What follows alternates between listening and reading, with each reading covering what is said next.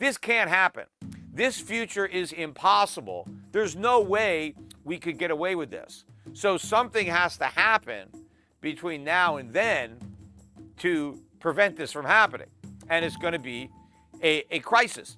See, what the markets don't understand is that the entire foundation, right, that we've been living on is about to implode. It's in the process of imploding beneath our feet. Nothing works with normal interest rates, let alone high interest rates. You can't run these massive deficits with normal interest rates. In fact, even Janet Yellen, remember when she was asked if she's worried about the debt, she said, no, I'm not, because the interest rates are low. So who cares about the debt? All I care about is the interest payments. Well, look at the interest payments. Look what's happening. Why does she still not care about it? When she said that, I pointed out, well, interest rates are going to go up. It's inevitable. And so the problem is inevitable. But the government doesn't work with normal interest rates. The stock market doesn't work. All the companies are levered up too much. The real estate market doesn't work with normal interest rates. I said that the home mortgages are at 7.9. We could be at 9%. In fact, I think it's likely we can hit 9%. If the Fed doesn't come in and say uncle on the inflation war, if Powell continues to act as if he's going to keep fighting inflation, we're going to have 9% mortgage rates by the end of this year. Now, that's like a tripling from where they were. How can the banks survive? The mortgage-backed securities are imploding. We got a small taste of it when we got the bankruptcy of a few banks earlier in the year. It was March or so when we got three banks, the Silicon Valley Bank or Signature Bank, or the banks that were lending to crypto. They went down.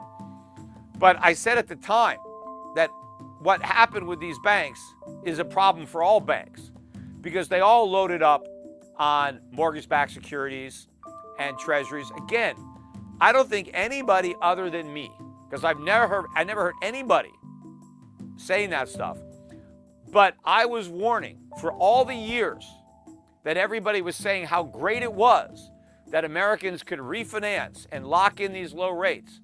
I was the only one saying, yeah, but what about the banks? What about the lenders who are stuck with this paper? It's a negative sum game. The borrower's gain is the lender's loss. I was saying, what happens when interest rates eventually go up? The borrowers are sitting pretty because they've got these cheap loans. The lenders are broke because they've got all these underwater assets. They own mortgages or treasuries that have collapsed in value, rendering them all insolvent. That's why when I was talking on my podcast, people would call me up, should I buy a house? I would say, well, just make sure you get a 30-year fixed rate mortgage, because at the end of the day, that's going to be your biggest asset, your mortgage, because it's going to be your bank's biggest liability. So all these banks are insolvent. We're about to see another wave of collapses. Now, of course, the banks will be able to, postpone the collapse by going to the Fed and giving them all their underwater mortgage-backed securities at par, right? So the Fed's going to have to explode its balance sheet again. We're going to have to see a major reversal in quantitative tightening again, quantitative easing, to prevent all of these banks from failing.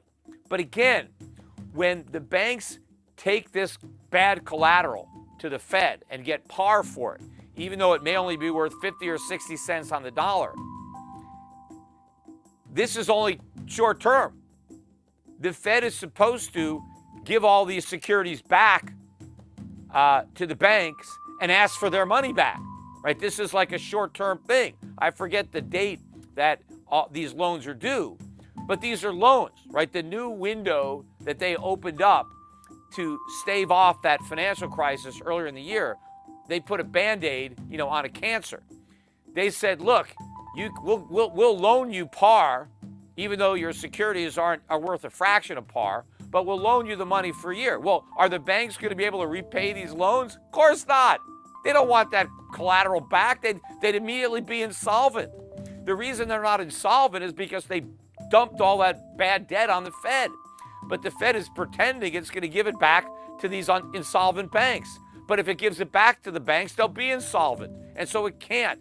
But when the Fed has to admit this, again, that's letting the cat out of the bag. But if it continues this, then the balance sheet is going to have to explode. But then in order to prevent all the banks that took advantage of this from failing, Powell is going to have to extend the maturity of these loans. Again, he's going to be extending them indefinitely because the banks cannot repay the loans without failing. And of course, if the banks fail, well, there's a financial crisis, and who's going to bail them out? You see, if Powell is going to continue to fight inflation, nobody can get a bailout. The minute there's a bailout, you stop the inflation fight, because inflation is how the Fed bails everybody out. They bail out banks or they bail out the economy by creating inflation. The government is going to have to level with the people and tell them, you know what, the party's over. We got to either massively raise your taxes or we got to slash spending. We can't keep spending all this money that we don't have. We can't keep giving people Social Security checks because they just take that money and spend it. People on Social Security aren't working, right? They're retired, so they're not producing, but they're spending a lot of money. They're driving up prices. You want to cut back on inflation, you got to take that Social Security money away. Or you got to take money away from somebody else so that people on Social Security can spend it. So either you cut Social Security benefits or you raise the taxes of the people who are paying the Social Security taxes. So you got to raise the payroll tax or you got to cut Social Security. But the politicians don't want to do either one of those, and they didn't have to do anything for years because they could borrow the money instead. And the only reason they could do that was because interest rates were rock bottom. Well, they're not rock bottom anymore. They are normalizing, and they're nowhere near where they're going to go. We still have a long way to go up. People are in denial here. Right? Again, they expect the Fed to cut rates any moment. How can they do that with inflation where it is? By the way, oil was up again today. Oil is back to almost $91 a barrel. And this is with the dollar going up, right?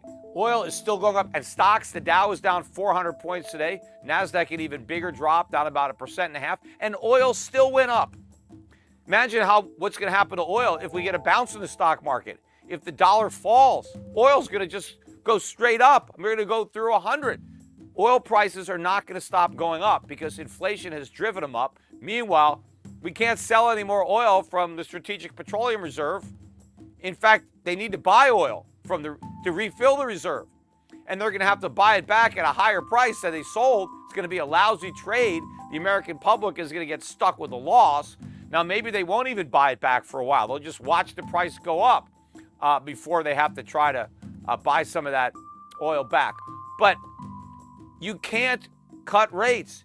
The markets don't get this. Yes, the Fed slashed rates to zero in 2009. In fact, it slashed them to 1% in 2001 after the financial crisis.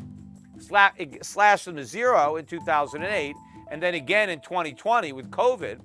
Everybody expects, okay, the Fed's going to slash rates to zero again. They can't do that this time.